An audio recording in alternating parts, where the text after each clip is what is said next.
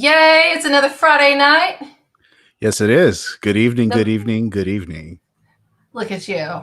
Good evening. Good evening. Good evening. There it is. There it is. You almost got it. It was good. It was really good. Really? Yeah, I like that one. That was good.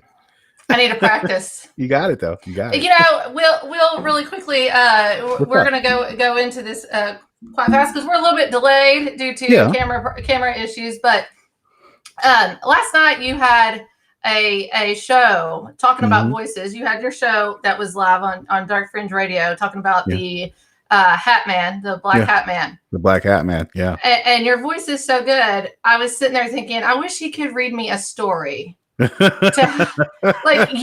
one of those creepy pasta stories you hear on YouTube. Yeah. Or you could be one of those voices like I'll get my bowl in when I get my bowl and I start hitting it, spinning. Can you be the voice that brings them in? Yes. Sleep. Close your eyes. Take it all in. Breathe deeply. I'm gonna start getting my bowls. There you go. So excited. It would be really cool to actually start off the show with maybe some bowls at the beginning. That'd be actually kind of cool. I'm hoping to have a bowl guy on in November. Okay. But see if he'll email me back. But anyway, I'm getting really involved with these things and listening to him to help me sleep at night. I love that sound, the hertz levels and all that stuff. It's super expensive though too. So, but if anybody's watching, I'm taking up donations. I'll put me out a GoFundMe account. Yeah, there we go. Go fund Emily's bowls. Yeah. So. Tibetan sound bowls. There we go. I mean, I really do enjoy that sound. It really does help me sleep. I can tell you that. I use it pretty frequently. I'll just put my earbuds in and I'll just pass out with that sound in the background. I just want to say thank you everybody for tuning in tonight, watching us here live on Paranormal Warehouse. Also, you can still have a chance to be a supporter, subscriber to the page. Please, I believe it's still $5 a month. There's a lot of things that's going to be coming out here soon. We do have Epic Cons with Daryl Marston now too. So a lot of things that's coming up. You get free psychic private readings too with some of the people, which is going to be one of our appreciation days here momentarily. But real quickly before we go into that, what's going on with Dark Fringe Radio? Well, we had a live episode last night talking about the Black Hat Man. So you can go right directly to our page at Dark Fringe Radio. You can rewatch that if you missed it. So I definitely urge everybody to watch that. We talked about the Black Hat Man and how, he's been repeated through history. And we got into sleep paralysis and dreams. So it was a pretty good conversation. So I urge you guys to check it out. I loved it. It was very interesting. It was very interesting. And Thank you. You should write a book and read it. Put it on audio. What's it called? Audible? Audible reading. Yeah. I've actually been talking to Cheryl Lynn Carter about doing something like that, possibly. Really? Yeah. I've actually been picking her brain a little bit about maybe doing something. So yeah, there might be something in the horizon. All right. A lot of dedication, though. That's not something. It's not a small task. Oh, it is tons of dedication. Yes, most definitely. Speaking of dedication, hopefully this will show up pretty well. I don't know if it's showing up that great right now or not. Computer's a little bit frozen. So we're doing the 31 days of paranormal appreciation. And this past week, speaking of mediums and psychic people on Paranormal Warehouse, if you become a supporter, she does do private readings for you. Intuitive April. Yay. Yes. She was, I actually did that one. Yes, you did. And she actually did a small reading for me on did she? Live the other night, and I was super nervous. How did you feel afterwards? Like, I don't want to ask any specifics, but how did you feel afterwards? I felt really good, and it's the only time I've ever done that, ever. I just have felt connected to her for a long time, but she's awesome and amazing, and she's a part of Paranormal Warehouse. The next one we have Mr. Ben Stevenson, Central Utah Paranormal. Yes. I'm telling you, this guy's hilarious and funny, and he knows everybody. He's one of those people that knows everybody. Yeah. Yes. Anytime I see something post up in my Instagram feed, Ben likes it already. There you go. Like, how he's the same thing with the Dark Fringe Radio stuff too. He's very dedicated, which I appreciate. Yes. Yeah. And I got one of his shirts too. Oh, you do? Look at you. Then the next crew, Skeleton Crew, out in Cali too, out that way. I bought the $10 ticket for the Mystery House for the haunted Winchester Mystery House, haunted. They were amazing and awesome. It was a great time. Next one, Skeleton Key Soul, which I did not know her. So this was a new one for me, and she has several books out. She's super talented, and so links. I said links in description, but please go follow on Instagram, What the Frick Live Podcast, and you'll see these all listed, and they have all their links and everything. You can follow them. Twisted Carnival, had to do that one. Well, absolutely. I didn't do it, but somebody nominated. The clowns, man. We had to. I had to. Ringmaster Ripper. Oh, and Bozo or Osbo. Don't let him catch you. Call him Bozo. He might want to get you after that one.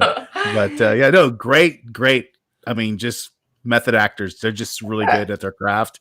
They're very believable, and Ringmaster Ripper was really cool. I enjoyed his presentation. Yeah, they are awesome. And then we have Gateway Paranormal, just 5 dudes. I didn't know all of them. I know Matt Fioli, that's part of this. They were nominated and stuff. So please go follow them everywhere. They have really great video coverage and evidence too that they put out there. And then the last one, I had to do it because they are at Malvern Manor this weekend, Prism, Colorado. These girls, Audrey and Janessa, have grown that team big time. They have like 4 teams all throughout the state of Colorado now, and they're just going everywhere and attacking places, even in the pandemic. So kudos to them, and hopefully they have a wonderful time this weekend at Malvern. So speaking, gosh, that's a mouthful. That's a lot to get off your chest, no? Woo! So I could say something, but I'm not. Well, I know where you were going. I know where you were going. I know. But we have an amazing guest tonight. It's part of the Ladies' Night Friday night. All of these women are from California, which was not planned. No, it wasn't, but it just happened to be that way.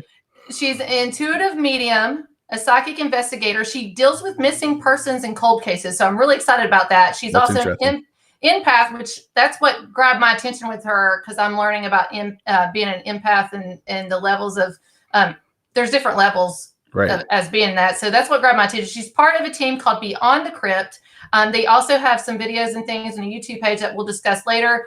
All of her links and stuff is in the description of the show. So without further ado, I'm going to introduce our guest tonight, Miss Chelsie Denee. Hopefully she'll see me. Chelsie! Hey, Chelsie.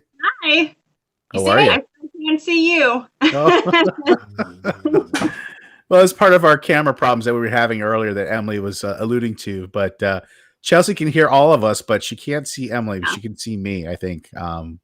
But yeah, that's what's going on. But it's not going to stop us from what we have to do, right, Emily? No, I'm just going to creep.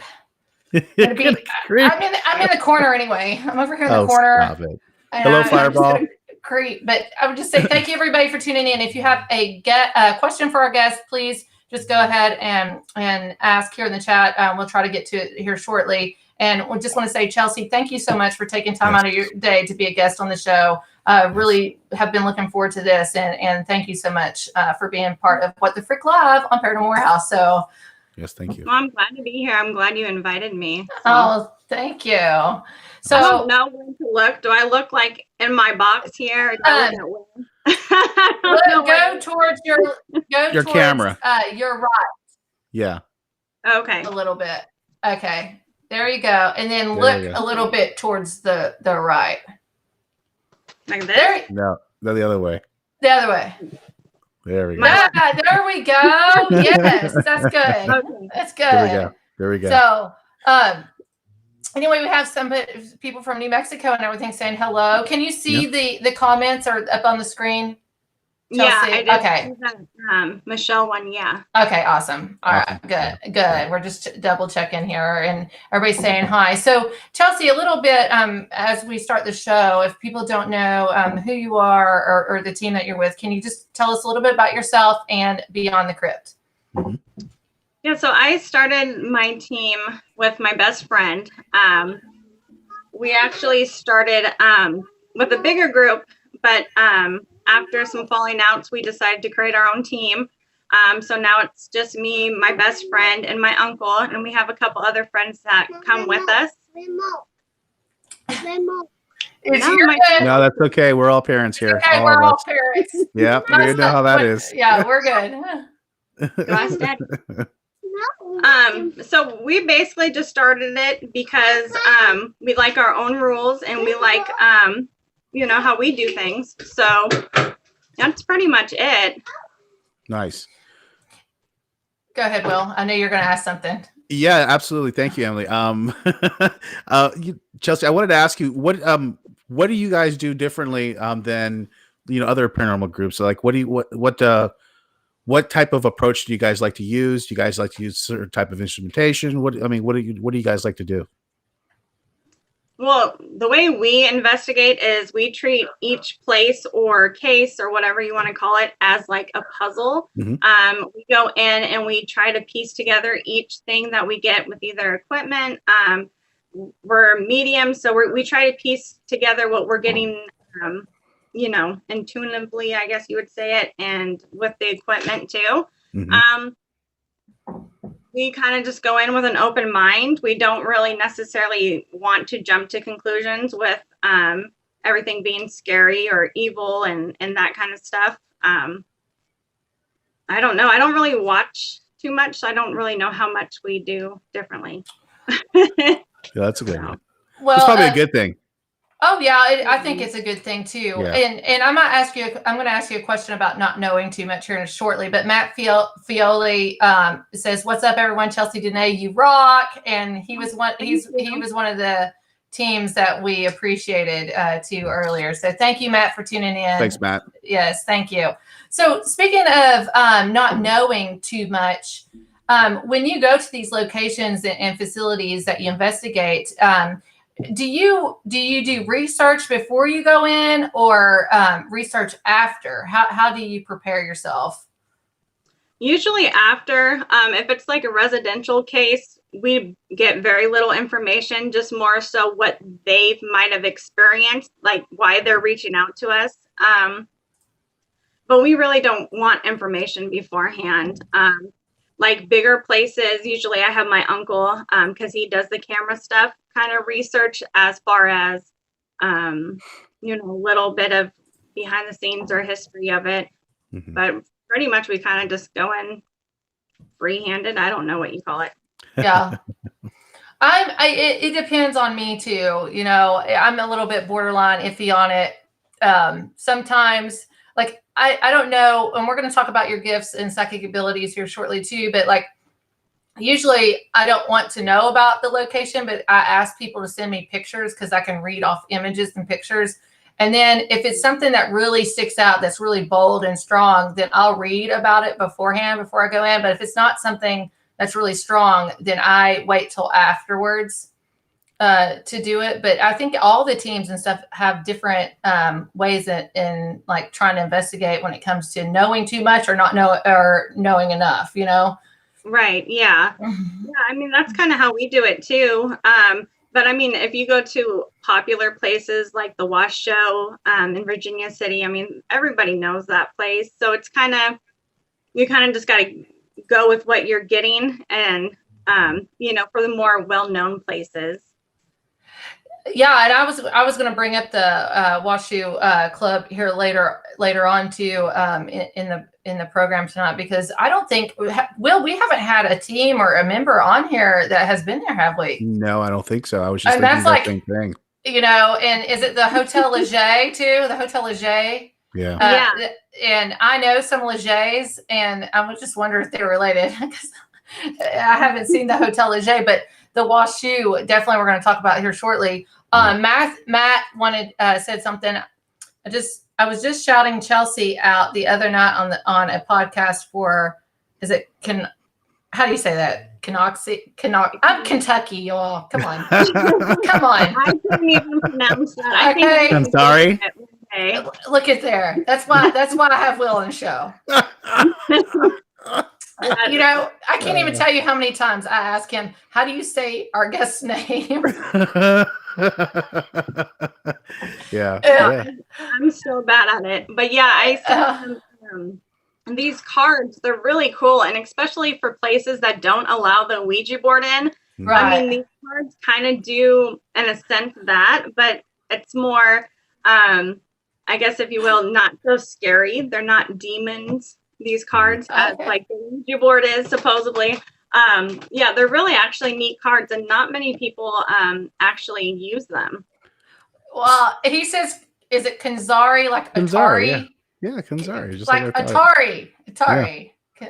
Watch me say it next time, Atari. I gotta remember Chelsie, that. Do you find like when you go to a lot of places that they are like really against you using Ouija boards in their area? Yeah, Okay. absolutely. And I don't know if that's just like because it's out this way. I know, like, for instance, Matthew and Gateway, and maybe you guys have, like, I'm just going to say it, really cooler locations that's more enriched in history, meaning we have history places out here, but so many people are against it, and especially against the Ouija board. It just kind of baffles me, but yeah, it's kind of, you guys got the more cooler places that way. Well, see, allowing that stuff. Hold on, I think it's I've been saying this every show. The East Coast needs to go to the West Coast because Matt's in Tennessee. I'm in Kentucky. I feel that the West Coast has more amazing, mysterious things, and it's the wild, wild West out there than what we have here. Is it just because I'm familiar with these locations all my life? That's what it is, I think. And let me just jump in here and tell you that the reason why I say that is because, I do travel a lot, and I do go to the West Coast all the time, and I go to like Arizona and Nevada. And so when you go to a place like that, it's completely magical to somebody like me that I see nothing but flat land here, and trees and palm trees. That's and water, ocean. And water, yeah. And I go to somewhere like Nevada or Arizona, and I start seeing all these, big, huge mountains and this desert area and complete darkness in the night. You know what I mean? Just for miles and miles. Like, you don't see that here in Florida. So something about it over there, I guess it is kind of magical for somebody who doesn't see it that often. That's what I think. Yeah, no, there's definitely a lot of places. It's just getting the contact for one, and them not thinking that by having investigators go there that we're opening the gates to hell, because that's a lot of what I run into, even for residential cases. People want help, but they don't want help because they're afraid that it's going to make it worse by having us there to help the household and the spirits, or, I get that a lot here. What I get in Kentucky, which Huntington, West Virginia is just like 20 minutes from me, if that. It's like 12 miles. And the avenue that it was in the Guinness Book of World Records of having the most churches on one avenue in the United States. So I kind of live in the Bible Belt, and I think Matt too probably lives down that way in the Tennessee. Like, I get so many people contacting me to come and help, but they don't ever want any evidence or anything released or talked about. I am a Christian and come from a non-denominational background, but we have a lot of hardcore Southern Baptists, and it's okay to be Southern Baptist, but like they believe in that doctrine that's so strict that they don't allow, like, it's scary to open that up, and the spirit world is very real and things. And so we battle that, like Ouija board stuff that you deal with. I've dealt with that. I don't personally use the Ouija board, but there's some other avenues I've used that could be called Ouija. That makes sense. But yeah, I think we all battle that because of the Hollywood, actually out in California. Hollywood. I agree to that. Yeah. I mean, Hollywood kind of screwed up a lot of things for us, So before we go to WashU, well, first of all, I talk a lot. Will, do you have a, always say that too. I wanted no, actually, I wanted to talk to Chelsie about her abilities. That's, I think, a good segue to get into now. Okay, awesome. Go ahead, Will. Well, thank you. Well, Chelsie, thank you so much, Emily. Well, I'm going to blame it on Melissa. Melissa Grubbs is watching. She's tuning in. She's not even here to defend herself. No, she's not. So I'll talk to her after the show. So, hi, Melissa. I was watching what popped up, and Trying to do two things at once, multitasking. Okay, there we go. Well, Chelsie, as Emily alluded to earlier, you do have certain abilities, and let's get into some of that. You're an empath. You obviously have some type of psychic abilities. You do also, if I'm not mistaken, Reiki as well. Is that correct? Yeah, I'm certified in Reiki 1 and 2. Okay. So, okay, and can you talk to us a little bit about Reiki? I mean, a lot of people don't really get into it, or, they hear about it and they're just like, okay, whatever. You know what I mean? They just kind of just toss it to the side. But to me, I find it very fascinating. And I think it's a tool that's untapped as far as, helping people get over sickness or just certain things in their life. But could you talk to us about that a little bit? Yeah, my reasoning to get into Reiki was mainly to help my children. I do have a child that was disabled, but the whole the energy is what drove me into it, to learning about the different energy and how the earth, because basically Reiki is just using the energy that's around us, that's inside the earth, to coming up through us and through our hands to transfer the healing into whoever we're working on or distantly. That was very interesting to me, just to learn about the different energy. Now people do it differently. I don't really practice on people. Like I said, it was more so to help my kids do more of and stuff like medication, prescription medication, to learn how I can heal my child that might be suffering, how to calm her down, or myself through using the Reiki techniques and stuff like that. It's very interesting, and it does help, especially since I've learned Reiki 2, because you learn about symbols. There are different symbols that can go along, especially doing residential cases, like for protections and stuff like that. And so that was kind of my whole wanting to do Reiki, was to help others in that sense, not just to practice it, Right. If that makes sense. Yeah, that makes perfect sense. And Christopher, as a viewer, he has a question. Did Chelsie develop her abilities later in life, or were they present in her youth? That's a great question. They were very present since I was very young. However, I never knew what it was. And I think a lot of people don't know. I paid mediums to read me because my mom had passed away when I was 12. So I've been to mediums. I never would have thought that I was a medium. In fact, I don't like labels. No, mine started very young. I even talked to my grandma before my mom died about her dying and stuff. So it happened pretty young. Wow. So, does this run in your family? Because I found that it's kind of generational too. Do you have siblings or other relatives, aunts, uncles, grandmother, grandfather, and stuff that carry the same gifts that you do? I'm not 100% sure. I know before I went to live with my grandma, before my mom died, she would talk about like seeing stuff, but we weren't sure if she was strung out on drugs or if she was technically seeing stuff. I mean, looking back now, I can kind of put the pieces together.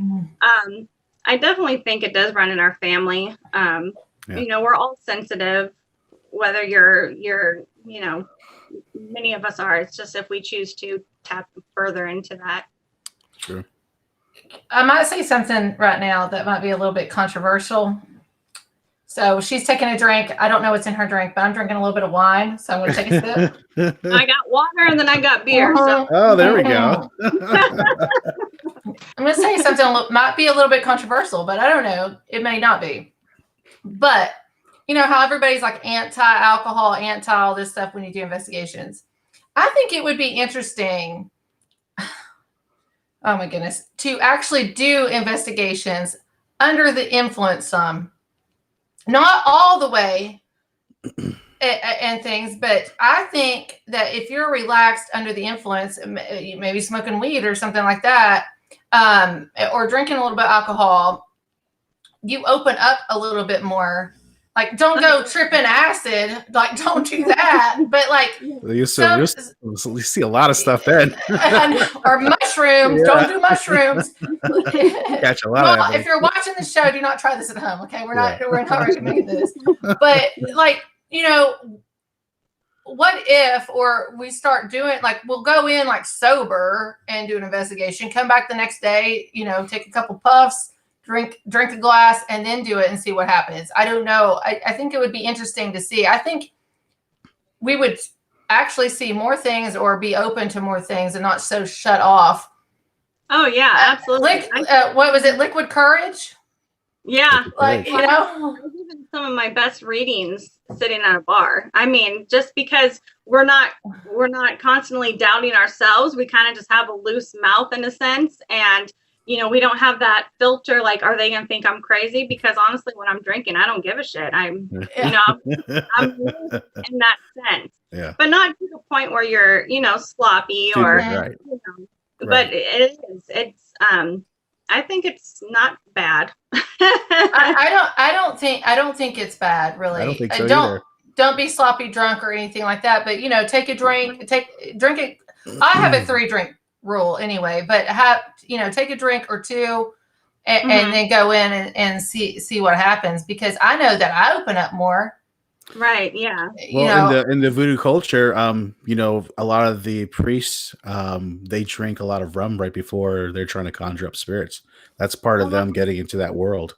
So they drink rum and rum runners, and they start spitting it out on the fire, and they start dancing around that fire and start conjuring up those spirits. And that's part of the practice, and and even in other parts of the world that's very prevalent. Yeah. Yeah.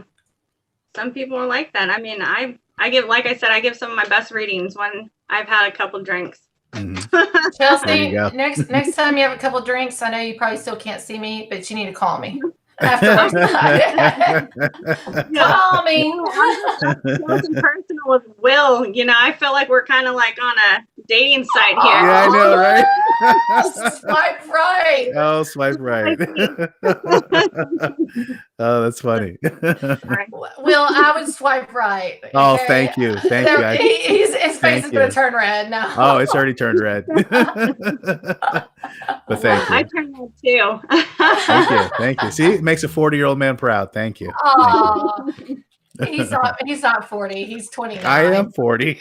You're 29. I wish. Speaking of birthdays, Chelsie, you don't have to tell us what your birthday date and year or anything, but what sign are you? Oh, I'm Aries. Aries? Yes, and I wear my sign very well. Yep.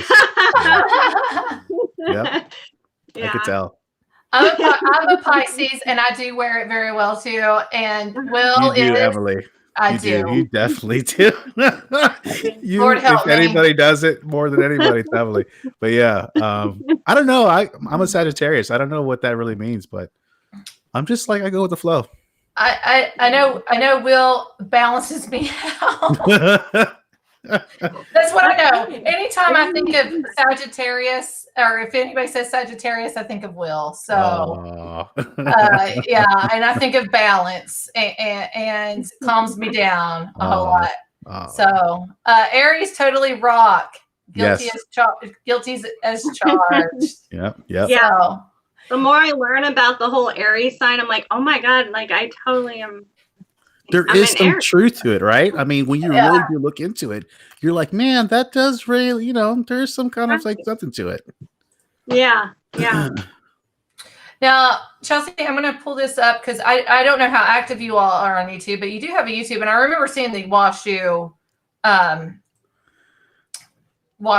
video. I do remember watching that a while back, a little bit. Our YouTube needs to be updated badly. So if you're hearing this, we need to update it. Is that your uncle? Yeah. Okay. It wasn't the WashU though, where you all were when that item fell. You all were at a table. Remember that? And something fell. Yeah, that was actually a costume shop, Daydreams and Nightmares. It's out here in Modesto. That was freaking crazy because it was so silent right before that. When you get that eerie feeling, like it's just way too quiet. And then that it got pulled out of our teammate Renee's pocket. It scared the shit out of us. Oh my gosh, it scared me. I was watching a video. I jumped like I was taking a break and I was looking at it. I jumped when you all jumped. Like, I believe I did share it up that day. I was like, that is crazy. I would have screamed. Yeah. If I was there. Now the Washoe is really interesting place, and we haven't. Can you all hear the audio on that? Yes. Okay, I'll mute it for a moment, but oh, I can still hear it. That's going to bother me. Can you all hear it? No, we don't hear it. I don't hear it. Okay, all right. I'll ignore it for a moment, but. This is your all's intro. Your uncle works on it and things. So how did you all get to the Washoe in Virginia City there? Did you all just contact them and go? Is this something that was planned or like a trip? Yeah, you reserve it for overnight. My friend Debbie hadn't been there before. So we decided to go as our team, was developed or whatever you want to call it. And we decided to go, but yeah, they rent it out overnight. I think it's on their website. It's very inexpensive and it's definitely worth it. So while you all were there, and I should have watched this before the show again because it's not a very long video. This is the intro, and then somebody gets attacked. And that's what it says. So what happened there? It called a drunk spirit, which we're talking about alcohol. Cheers. Cheers. Sorry. Yeah. So what exactly happened or possessed her during that investigation? Because you all are not the only team, obviously, that's had these same experiences. So this is a location that's had the same repetitive things that have happened over and over again. So what exactly happened with you all there? Yeah, so our friend Renee, she kind of channels spirits where they take over her in a sense. I'm not sure what the actual term is for it, but she went missing, and we started this Marco Polo thing with her. So like when we can't find her or something, it was just kind of, I was being an idiot and I started saying Marco Polo, trying to find her. So she went missing, and it's complete dark. She doesn't necessarily know the building very well. So we went looking for her, and we saw her standing by the window.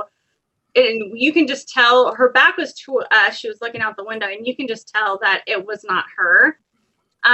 So she starts walking like she knows the damn place, dragging her feet. And it was just so crazy because she didn't have any alcohol, and you can literally smell alcohol on her. Wow. And she just didn't walk like herself. She didn't talk like herself or anything. So here in the picture you're seeing is kind of where some Reiki techniques I used for pulling the spirit out of her. That was my first time ever witnessing that with her. So it was very, very trippy because, like I said, you can smell alcohol on her. She was walking like a complete drunk, dragging her feet. It was very trippy. Renee says that's me. She's talking about. Renee's watching. Hi, Renee. Hi, Renee. Yeah. Thank you for watching. Yeah. Well, I was going to say something about this. I got goosebumps all over me, in my legs. And so just looking at this portion of the video here. Yeah. You can look at her eyes, and she's out of it. She looks worn out. Like, yeah. Did she say anything audibly? Like, did she sound like somebody else? Like, I know a lot of times when they do that channeling type of thing, they sound completely different, and they have different sounding voices. Yep, she sounds just like a man. Really? She was a man spirit, drunk and just walking, dragging her feet. It was crazy. Completely took over her whole everything. Yeah. I know Renee's not a guest on the show, but afterwards, after everything was dealt with and cleansed and monitored, how did she feel afterwards? Like, hold on, there was one part here I was watching earlier, or not earlier, a couple weeks ago, that I felt like she was just out. Like, I would be so worn out and fatigued. Well, that whole process feel afterwards. Way. She definitely gets that way, very tired afterwards, but sometimes she can't remember exactly, what was said and stuff. But she knows what's happening. I don't know if I'm explaining that well, but she does realize what's happening when it's happening, and she has to pull herself, back into her and push the spirit out. Yeah. Now, who's that in the background? Just want to know. That's a friend, Sherry. Yeah, that's just a friend that we had come along. Okay. She said I was exhausted too. Yep. I would say so. Is there any kind of remembrance or anything like a particular spirit that took over, like had a name or anything like that during this, or if you remember? I remember this one. There's another one at the penitentiary in Idaho where they did give us a name through her. It was very similar to this, taking over and stuff. I don't think I have that one up, but I don't know if they gave us a name that night with the wash show. Okay. You say wash show, I say wash you. It's like wash on, wash off. Wax on, wax off. Okay. Will, you have any follow-up questions before I go to this next video? Because no. Okay. Actually, I did. Especially like the Washoe Club. That's such a highly charged area. There's so much energy in that small, space. As a person like yourself who has all these abilities, is it hard for you to go in a place like that? Like, do you feel it right away? Yeah. It's hard, but it's very interesting to me because there's so many layers, especially at the wash show, that open up. I've been, I think, 3 times now, and each time it's something different. It's not the same spirits or that we are getting the same stuff. It's just always something different, which makes it a good place, because there is something different. So it does make it hard sometimes. I don't know how you all feel out there out west or in California and things, but like here locally, I have, the wave, any big thing that you can think of over here in Kentucky, Ohio, West Virginia, it's an hour and a half to 2 hours for me. Okay. I feel over here, and I could be wrong, but these large locations, everybody's like, oh, have you gone? Have you gone? And I'm like, no, because I feel like they're dumping grounds, and people come in, you don't know what they're doing. Somebody's not there to supervise. And there's been plenty of weird stories throughout the years too. So I have not ever felt drawn to go there because I feel like a lot of the entities or spirits that are there are not actually original to the location. Do you all have that issue out there in California too? Or is it, Well, I've actually had those thoughts about the wash show. And I definitely think so. Some of these places, just if we have guests in our house, if there's something with them, it can be dumped here or anywhere. And again, when we investigate, that's stuff that we try to, piece together, whether it's an original spirit or if it's somebody that's just, decided to stay there or where it came from and stuff, because that's a very good point. And some of these, buildings that's been around forever, a long time. I was just curious if it was just as amplified out that way than it is here. I've investigated the farthest I've been out there is the Stanley Hotel, and I've investigated that place 3 times. I actually had two true investigations there. So I don't feel so much as that as a dumping ground, because I think management and the people there actually supervise and they do participate in investigations. So I think it's very well protected. But the other places that are out there that's not so protected, I was wondering or curious to know, if you all had that same issues going on out that way. Yeah, it definitely makes sense. The wash show, there's no supervision, so it's basically the teams. They do set of rules, but for the most part, you're not supervised. Yeah. Wow. So real quick, because I like serial killers. Not really, but hold on. I got to tell a quick story. What's up with women loving serial killers? Like, when they're in jail, like, what is up with that? Why do serial killers get love letters in jail? Like, that, I don't understand that for the life of me. I think the guys send the women that too. You think so? I don't think Arlene Warnos wasn't getting love letters in jail. I don't think so. You know, people like that. It I mean, happens. her, she's a lesbian. Yeah. But like straight women, I think have. Yeah. I don't know. Yeah, I guess like that Judy Arias girl, remember? Yeah. Or Jody. Jody Arias. Yeah. Jody. I'm sure she still gets tons of and Casey Anthony, if she went to prison, Yeah. you know, she would get a ton. You know, she lives in the next town from me. Oh, really? Yeah. Oh, wow. Yeah. Chelsea, the West Coast is coming to the East Coast. You come to Kentucky, going down to Florida, because everybody says Epstein. I'm German. Epstein is his name, like Frankenstein. Epstein is also down that way. Like, we can do some even outdoor investigations. That's it. We're coming down to see you, Will. All right. Anytime. Anytime. We're gonna stalk Casey. She's around, and it's so weird because then you'll see her, like, there's pictures of her pop up in the newspaper, like her on a date with a guy. I'm like, dude, like, how could you date a woman like that? Like, you know. That's why I think the girls get it just as much as the guys do, especially if you're an attractive woman, right? You know, and things. Funny story about Ted Bundy. My ex-husband's license plate has 3 numbers and it has 3 letters. The 3 letters is Ted. And my mom said, here comes Ted. And I said, Ted Bundy. Ted Bundy, yeah. Sorry, I put that in there. But you help solve crimes or unsolved murders and things like that. And I this is a short clip too, and I do believe I remember seeing this a while back, but how did you start getting involved with that and using your gift towards crime? Well, if I didn't have so many kids, one of the things that I would love to do is to work for, FBI crime scenes and stuff. I'm actually, people are going to think I'm freaking crazy, but I'm actually pretty fascinated with dead bodies.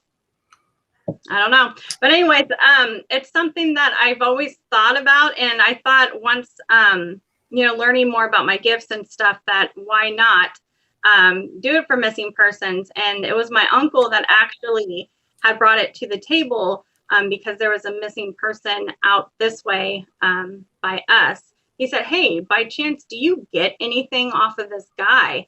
And that's pretty much what opened the book, for that, because I started getting a bunch of stuff off of this guy. And, it was just crazy. It's like, what do you do with all this information? Like, where do you go?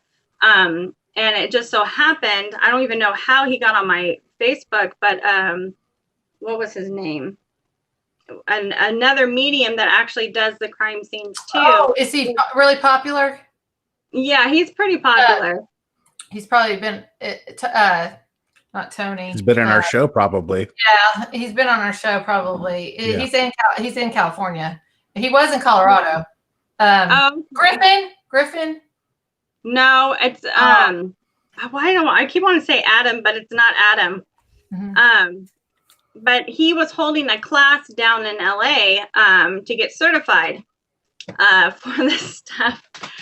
So I went in, I took his class down in LA with LAPD,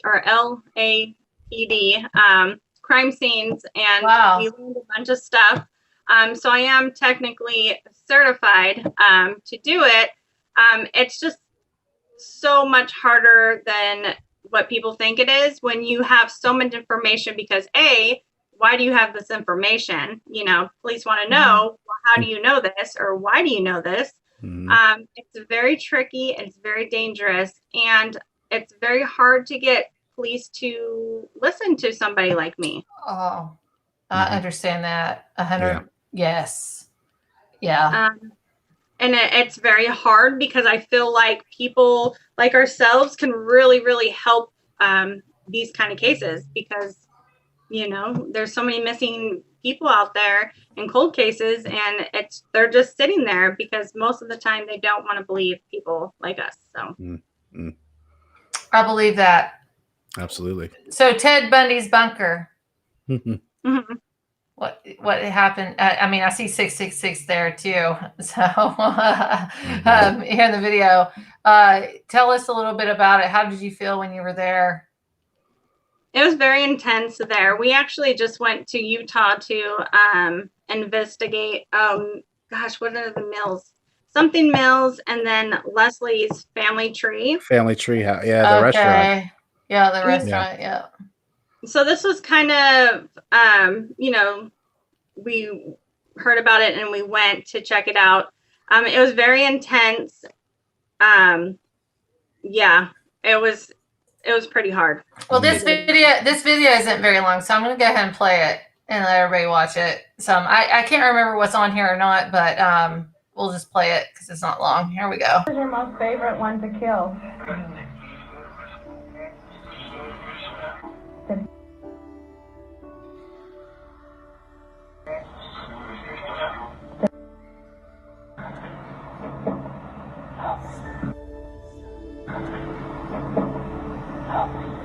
Oh my gosh.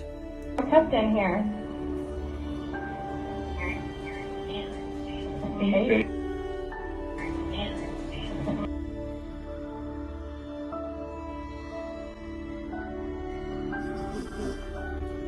Dude, that's intense. That's intense. I remember now watching this and thinking, oh my gosh, because my heart, they helped me. And oh my goodness. And when we pulled up there, there were actually 2 teenage girls, which one of them looked a lot like the Susan girl that's in the video. I think they were there for some kind of cheer competition, but they also were kind of interested in like the killers or whatever. So they were there and they were completely blown away that we were there with our equipment and, recorders and stuff. But it was very odd to me because one of the girls looked just like, she was blonde, she was young. It was very, very trippy. So I definitely think we were in the right place at the right time. I believe so. And that video and with the music and everything tied to it too, that was very intense. And I remember watching that now because I watched all your videos actually probably about a month and a half ago. But yeah, help me. And Ted Bundy too, he was attractive, very smart. He also worked at a suicide hotline. He was talking to people to tell them not to commit suicide and have somebody like saved the that. life of a young girl too at one point. Yeah, he did. To have somebody that was so I don't know all of the other infamous serial killers I know. I don't know someone that was had 2 lives that extreme, really. Right. A lot of them were hermits or hermits, but they stayed to themselves. He was very active. He was out there and was working. He had a girlfriend for years that didn't know anything that was going on. Double life crazy. And to do what he did and still continue to keep the same car, initials TED on the back, license plate Ted. Good. Yeah. My ex-husband. I'm sorry. It wasn't Ted Bundy. I'm just referring to my ex-husband again, but it's scary. This place, a bunker, wasn't even, he didn't use it for his victims, but we got so much validation down there that I find it really hard to believe that it was not something where he either went or what, because all of us got something down there, so it was pretty crazy. It was very intense. Wow. Well, real quickly too, speaking of being intense and everything, we have about 6 minutes left. We have a show after our program now, so we get off in time for Mr. Andrew and his tarot card readings. But speaking of being intense and things, your website is Beyond The Crypt, metaphysical.com. And how do you all, and I'm going to pull this up, the website here too, the Facebook, how do you all protect yourselves? What are the best ways that you all have discovered to be able to put a shield over you and things to go into these intense areas? Well, leaving the site, we always say that you do not have our permission to come with us, that you need to stay here. That's number one. Sometimes they do follow us home and we are completely tapped out for a few days. Then we each do something differently, whether it's burn sage or, meditation or what. We all do something differently where we have to actually physically, visualize the spirit leaving and forcing it out of our house or away from us.